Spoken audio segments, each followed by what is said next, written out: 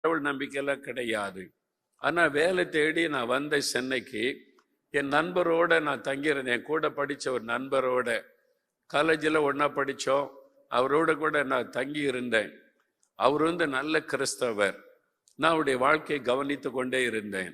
அவர் காலையில் எழும்பி பைபிள் வாசிப்பார், ஜெபம் பண்ணுவார், ரொம்ப அன்பா இருப்பார், எல்லாத்துக்கிட்டையும் அன்பா பழகுவார், என்கிட்ட அன்பா இருந்தார்.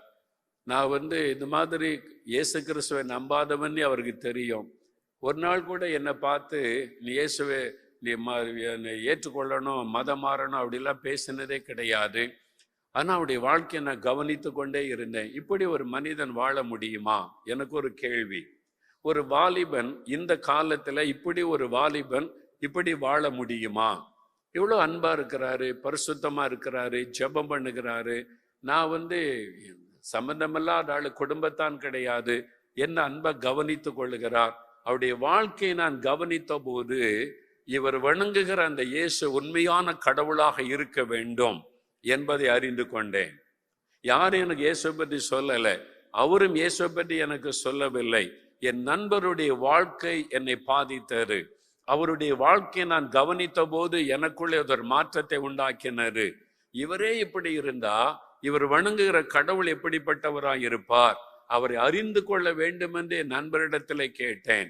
அப்பொழுது அவர் எனக்கு புதிய ஏற்பாட்டை கொடுத்து வாசிக்க சொல்லி இந்த இயேசுவை பற்றி நான் அறிந்து கொண்டு இன்றைக்கு நான் இயேசுவை விசுவாசிக்கிறேன் என்பதாய் சபையில சாட்சி சொன்னார். அல்லேலூயா சொல்லுங்க. உங்களை பற்றி யாராவது அப்படி சொல்லி இருக்காங்களா?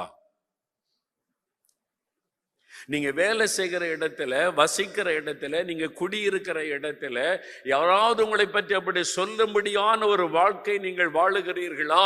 நான் அப்படி வாழுகிறேனா? நாம் அப்படி வாழுகிறோமா? என் வாழ்க்கை இன்னொருவரோடு பேசுகிறதா?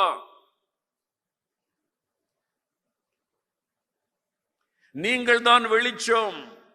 நீங்க ஒளி வீச வேண்டும். உங்களுடைய வாழ்க்கை ஒளி வீச வேண்டும். உங்களுடைய வாழ்க்கை வெளிச்சம் கொடுக்க வேண்டும். ஒவ்வொரு கிறிஸ்தவர்களை சாட்சியாக வாழும்படி வெளிச்சம் வீச வீச வீச எல்லா இருளின் ஆதிக்கங்களும் ஒளிந்து போகும்.